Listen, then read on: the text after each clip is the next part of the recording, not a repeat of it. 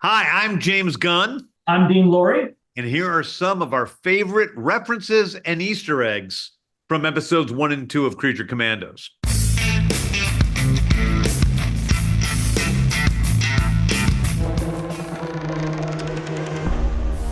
I thought Congress put a stop to all Task Force X activities since your daughter outed you. Technically, Congress said Argus can't use incarcerated human beings as mission operatives any longer. But what about beings that aren't human? I wrote the series before I took over as the head of DC. It was something that we had ready to go.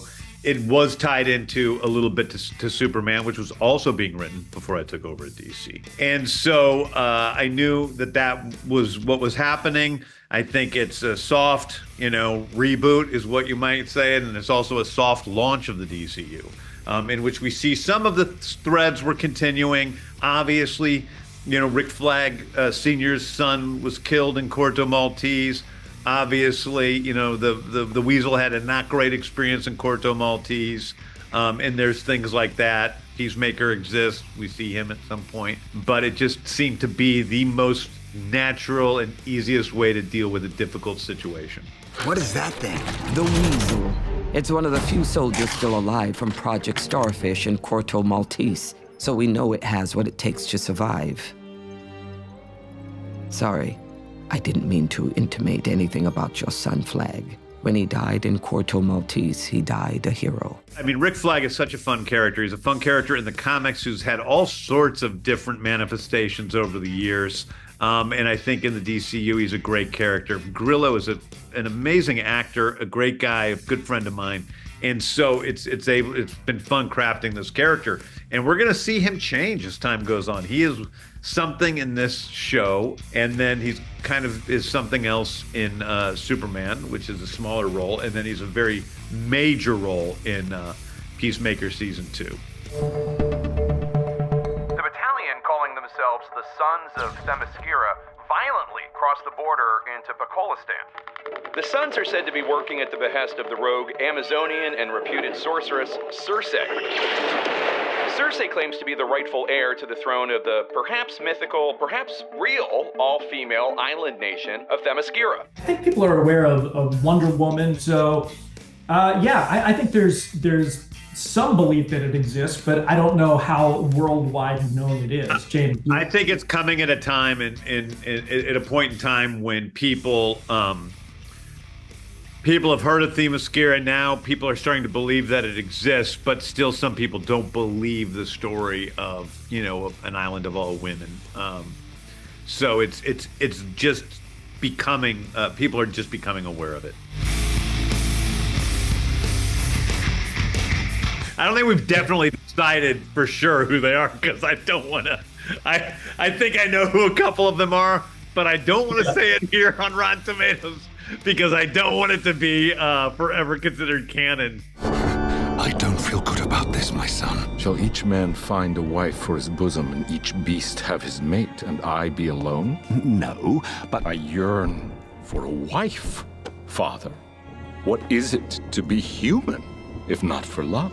I'm a big fan of the original novel, and Frankenstein in the comics is a bit more of a good guy. Our Frankenstein is not. And I do think that in some ways I really took a lot of stuff from the original novel, even more so than like the Universal horror movies or the Hammer horror movies, as inspiration for The Bride of Frankenstein and Frankenstein. I really think it's what Mary Shelley did to this day, basically inventing horror as a very young woman. At a time when, young women were not the most culturally accepted artists, she created horror, and so it's one of the greatest books of all time, in a way, and I'm really glad to have that be a piece of what we're creating. the womb is once tethered to the universe, to the fragile social system of humanity. But your bride, she came from nothing to something in an instant. She has no tether. Doesn't know where she is or who we are. She is but a cluster of fear and not knowing. Stop stirring, dear. Please. Everything is fine. These are for you. But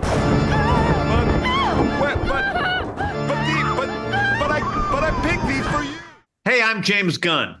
I'm Dean Laurie. Here are some of our favorite references and Easter eggs from Creature Commandos Episode 3.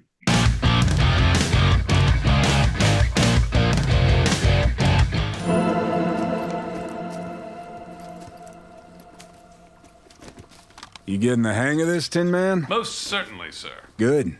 Me and Easy been through this more than a few times. Just follow our lead. German forces shouldn't be too far up ahead. We just need to take them by surprise. One of the reasons we want to include him is because it's one of G.I. Robot's most favorite memories. When he's asked who his friends are, it's the boys from Easy Company. And so I think we wanted to see them, we wanted to meet them. It really does humanize G.I. Robot that he's got friends, that he has, feelings for. Yeah, I think that, in creating the DCU, it isn't about just creating like this one story with a big bad that, everything is, this is about creating a universe, and a universe has a history to it. And part of the universe's history is Sergeant Rock and Easy Company, who fought in World War II. And this happens to be a universe in which metahumans and scientific anomalies and some forms of magic have existed in our world for a long time in the DCU.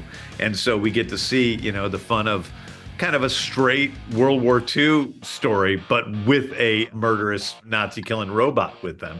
And to use these classic characters of Sergeant Rock and Bulldozer and Little Sure Shot, and to be able to see them animated along with our world and to be a part of the DC universe made it really fun.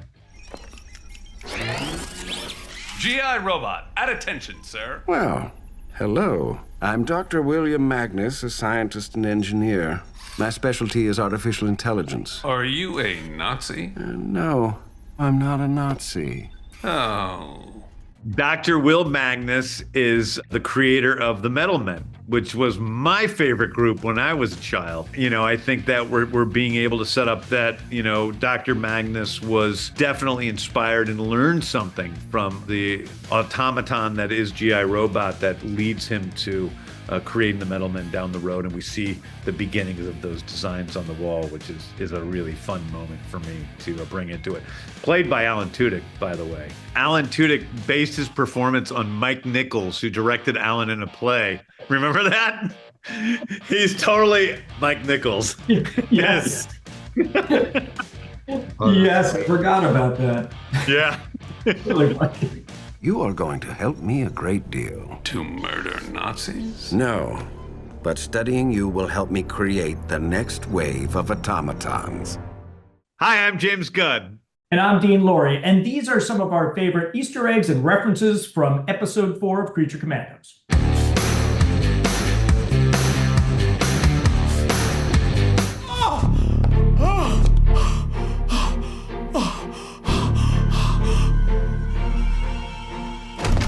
What the hell was that? Waller? I don't know. She's obviously pulling some sort of Jedi mind trick on you. I don't know. It seemed What? legitimate. So Cersei shows Amanda Waller a vision of the future that there's a reason that Cersei claims she is trying to kill Princess Olenna Rostovich, because Olenna is going to bring in this terrible Armageddon to the world. And we don't know whether Cersei is trying to trick Amanda Waller or whether this is a true vision or not. But Amanda, Waller chooses to believe that it's possible and it's true, and Rick Flag chooses to believe that it is not true. And so we see these two, opponents coming up. And in that vision, yes, we see Superman, we see Supergirl, we see Hawkgirl, we see Mr. Terrific, we see Peacemaker, we see Batman. We see Guy Gardner, Green Lantern, I think. Oh boy, we see a lot of people. We worked pretty hard on that. And Dean can tell you I was nope, can't show him, don't show him. James was very specific. Character, And then so they had some characters that I sort of nixed. And then I said, no, I think you should put in, Blue Beetle, because, he's a character that we want to continue dealing with, and we're going to. I think that it was, that was really, really fun sequence. And boy, did they do a great job animating to it. It is pretty creepy. And yes, that is Gorilla Grodd. That's exactly correct. This ain't enough for me, is it? I'm a big boy. I'm hungry. I've been on a long flight. What you looking at, Manic Panic? Give her back her food. It's Congarelli.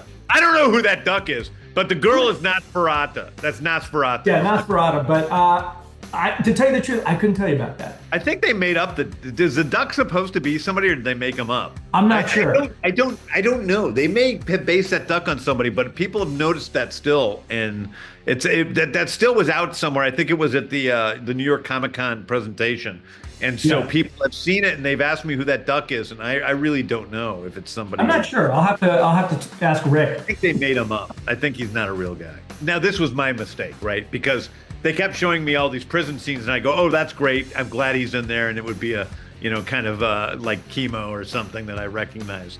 And they thought they were like, "Oh yeah, he knows all these characters," but there might be characters they slip past me that I don't know. So I don't know every character in DC, just a lot of them. So we'll see what happens. I feel like every obscure character in the world got in there at some point. Animal, vegetable, and there was like a million deep cuts in there. There, give me that. There you go. Now everyone's happy, right? Except for you, because you no longer have food. And you're ugly. Hi, I'm James Gunn. And I'm Dean Lorry. Here are some of our favorite references and Easter eggs from episode 5 of Creature Commandos.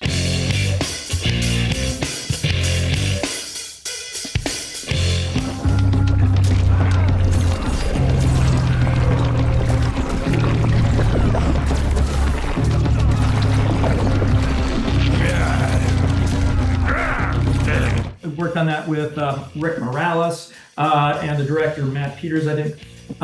And what we wanted to do was make it really brutal, like seriously brutal, but also sort of taking into account Clayface's skill set. So we wanted to be able to see things like we had Clayface and Harley Quinn, but a very different version of Clayface. Here we wanted to like really see what Clayface could do, so that you could see, he's looking in this direction and he needs to get somebody here, so his face pushes out of the backside of him, and then he can look this way, and all that kind of stuff. So the idea was to be able to use him in ways that you might not normally think of in just a normal fight, so that he was doing things that only he could do. It turned into a very extended and terrific sequence, and I give all credit to Rick and Matt for that, because it was great work.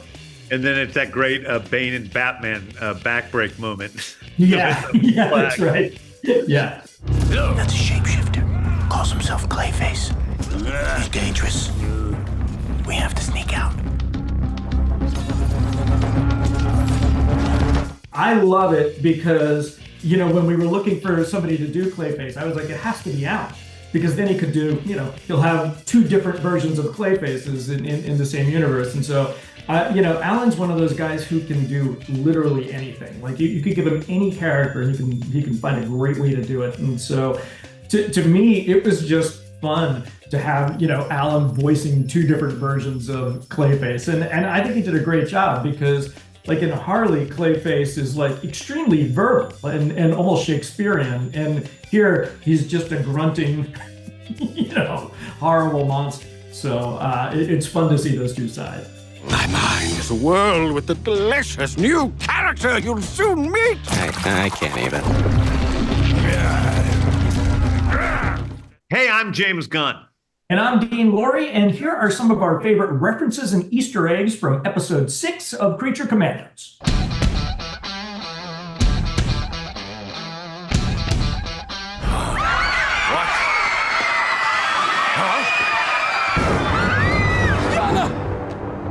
When they first gave it to me, we saw a lot more Batman. And I was saying, I am not ready to commit to that. I'm not ready to commit to that.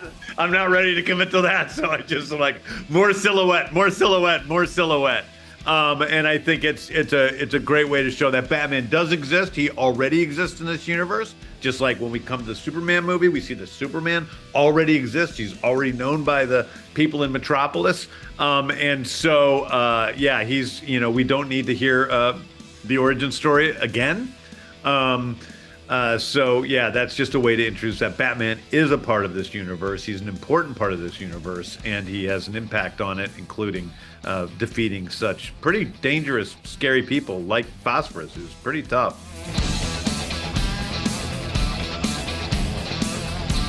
This is the DCU Batman. Listen, I gotta tell you, I just love Batman. I love him. I've loved him since I was a little kid. He's one of my favorite characters. I've gone on record in the past when I was at Marvel saying my favorite character is Batman. I love him, and we're gonna do great things with him. He's the most popular superhero in the world, and I can't wait for people to see more of him, along with Superman, and together. Alex, you ain't going nowhere. Won't you get that through your skull? Listen, I like Rupert Thorne. He's more of a traditional gangster, and I needed a traditional gangster to be the ultimate foil for Phosphorus, and I needed somebody that was really terrible so that Phosphorus could do what he does to his family, which is really bad.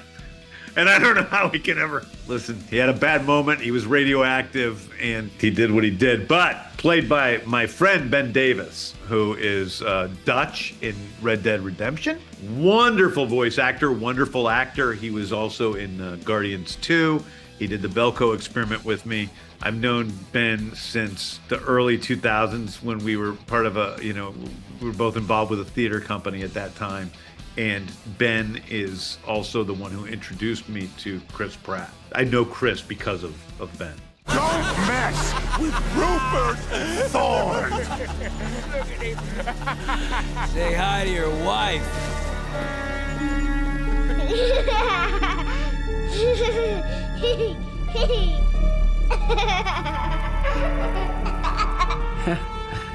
It looks like I'm smiling too. But I'm not.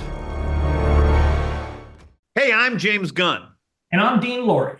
And here are some of our favorite references and Easter eggs from Creature Commandos, Episode 7, the season finale.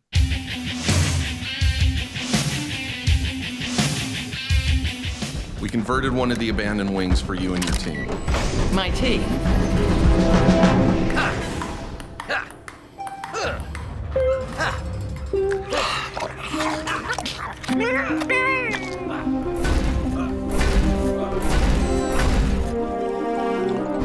GI Robot, reporting for service, ma'am. Nosferatu, King Shark, who we've met in the Suicide Squad, so it's basically that King Shark. The Bride, of course. A new improved GI Robot. He's not dead after all. He's a robot. That's why I was thrilled about it. Yeah, that was Dean's favorite moment when he got to the left. I could have stood up and cheered. He's a GI Robot fanboy. And then Khalees, I wish, this is where I'm going to mess up because I guess it's Khalees. I don't know how you pronounce that character's name. So we got a mummy happening. I'm pretty interested in how we do a mummy. I've never been a big mummy guy. I'm a werewolf guy, to be honest with you, which is probably why I like Weasel so much. Oh, and Weasel, of course, is still in the group. And Phosphorus, yeah.